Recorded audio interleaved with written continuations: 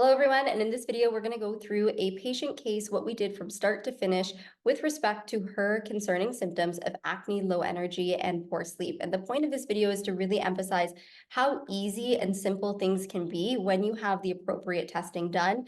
I have a lot of patients who have seen a functional medicine practitioner or naturopathic doctor before, and they are on a laundry list of supplements like 10, 20, and it becomes very overwhelming. And I want in this video to show you that with comprehensive testing, getting the right plan in place, things can progress relatively quickly in terms of optimization, and ensuring that you're having that frequent blood work follow-up and adjusting the plan as needed can be quite helpful. So I'm going to share the action plan notes. This was from November of 2023 up until our appointment in April, where we said, see you in a year, everything's great. So she came to me, 30-year-old female. She wanted to determine the root cause of her acne. She wanted to improve energy, improve her sleep quality. She was not sleeping through the night. She was waking up and it was taking her a hard time to go to sleep. So in the initial visit, I will spend an hour, more or less, with an individual, understanding their concerns, taking a detailed history, and then deciding if additional blood work needs to be run or functional medicine testing and what that is. So based off of this patient case, we wanted to run a comprehensive blood work panel. We wanted to have a look at a full thyroid panel. I always run a full thyroid panel, not just the TSH. We wanted to have a look because of the fatigue for things like iron and B12, vitamin D. Because androgens or elevated testosterone, DHEA, can be associated with acne, DHT, we are going to run the androgens. And I will stand by this. Most patient cases of elevated androgens are actually due to an underlying insulin resistance or blood sugar concern, which we wanted to look at. This patient case, because we were considering perhaps using supplemental vitamin A for her acne, we also chose to run the liver enzymes because vitamin A at higher dosages can create some inflammation in the liver. It's harder to process, so I wanted to check at her baseline where that was. So that was our first visit. We talked about some nutrition strategies at this visit, and we said, okay, go get your blood work and come back when you have the blood work. Of course, here, this is what was out of range, but there was also all of the other blood work, which did look quite good. So first thing I noted is a slightly higher elevated of a thyroid antibody, just one of them. There's also the anti-TPO antibody, which was completely normal, and she doesn't have concerning symptoms of hypothyroidism. Her TSH, her T3, her T4 was fine. So this is where it's really important to interpret your results based off of your symptoms. So we decided that we were going to address some of the other things, and we we're going to monitor the thyroid because we know patients with slightly elevated levels of thyroid antibodies could progress to hypothyroidism in the future, but we didn't quite think that that was causing any concerns for her. Hashimoto's, hypothyroidism, yes, of course, can contribute to acne, but we wanted to address the other things first. Vitamin D was really low. There's a lot of research on vitamin D supplementation in acne, so that was one that we wanted to supplement with. Due to the fatigue, I like to see ferritin, the stored form of iron, or how much iron you have left before you become anemic.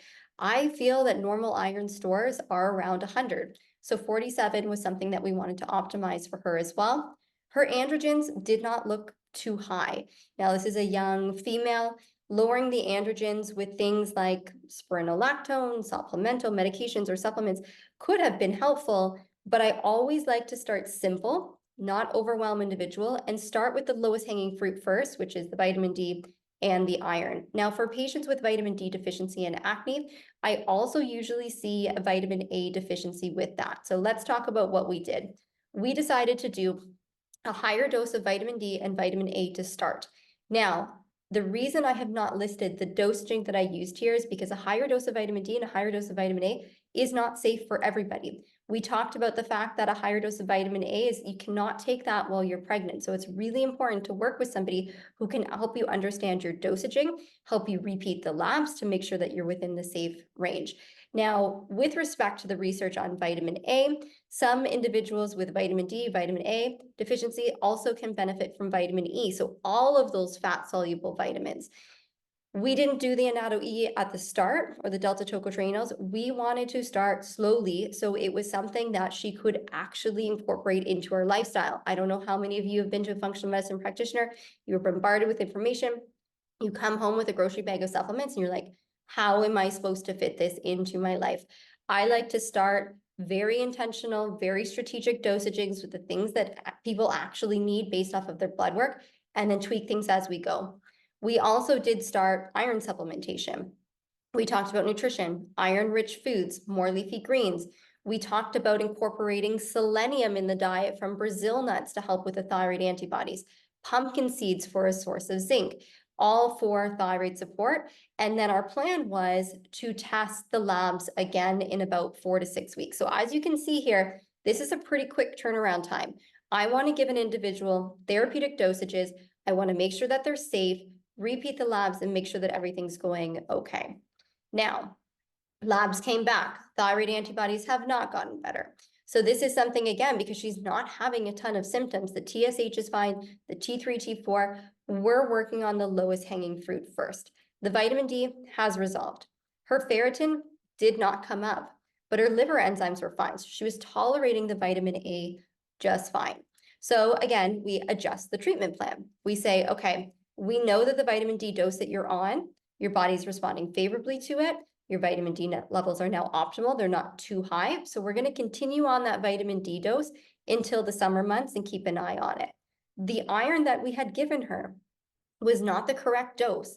We're not always going to get it right. This is where the repeat testing is going to be important. Now, we did run the blood work fairly early. It does take time for that ferritin to come up. But what we said is, okay, at the follow-up, her skin clear, completely fine. No acne on the back, no acne on the chest. She's happy. Her sleep had not improved. Her energy, there was a slight improvement.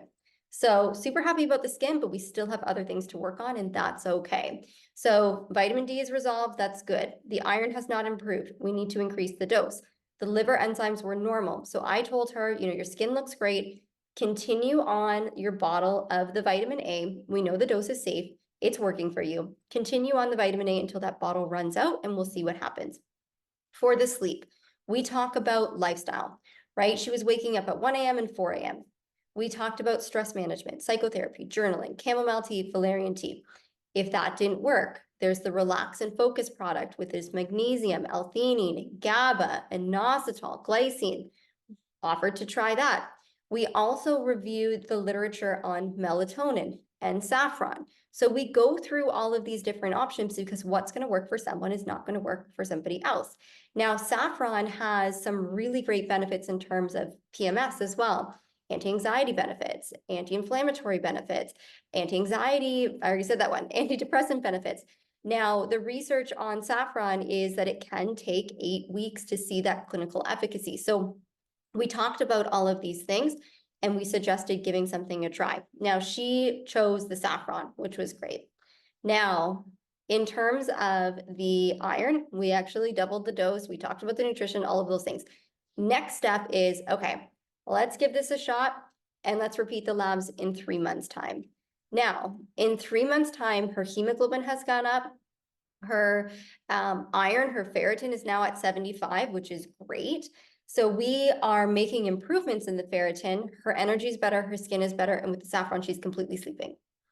So again, this was 4 supplements: vitamin D, vitamin A, the saffron, and what was the last one? Oh, the iron, right? So our next plan based off of this blood work is to say, okay, continue the iron for 3 more months, and then we're going to discuss reducing the dose either to just when she's on her period, or if she really doesn't want to take supplements, let's try to wean it off completely, stick with the diet, and see overall, is that iron level staying where we want it to be? We also discussed that her vitamin B12, I like to see it more around 500, the folate levels around 20. So we talked about, are you actually eating enough protein? Are you actually eating enough leafy greens? And what are those sources? And we wrote that down. We also talked about what exactly are vitamin A rich foods, because remember, she's done that vitamin A supplement. So we talked about all of those orange foods that contain vitamin A, egg yolks, cantaloupe, peppers, sweet potato, carrots. So she has a very clear understanding of what her plan is moving forward. So again, started in November, made some tweaking. By the end of April, acne's resolved, sleep's resolved. She even reported, yeah, I don't have PMS anymore. I'm not having crampings with my period. My energy is way better. So we talked about a couple of those lifestyle tweaks. She's off the vitamin A, she's gonna be off the vitamin D in the summertime. We're gonna be reducing the iron once we get it to an optimal level, and then continue with the saffron. So this could have been a patient where, unfortunately, she might have been on 20 different supplements. And not to say that those supplements wouldn't be helpful in some regards or beneficial. I think they absolutely would. But we also have to make sure that we are listening to the individuals that are in front of us. And not everybody wants to take a million different supplements. And I think strategic testing, strategic therapeutic supplementation, knowing exactly works. This is not to say that this patient couldn't benefit from an omega-3. Sure, she could. But we know now A, D are really key for her acne. We know that her iron, she feels better when the ferritin is a higher level. And we also know that saffron's really good for her to help with her mental health and sleep.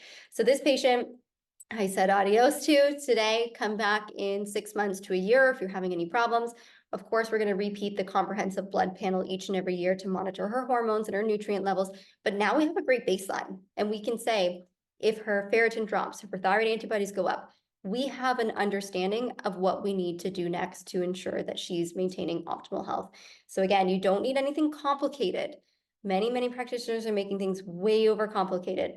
Massive changes can be made with key supplementation and therapeutic dosaging with follow-up comprehensive testing. So I hope that was helpful. I'm super happy for this individual.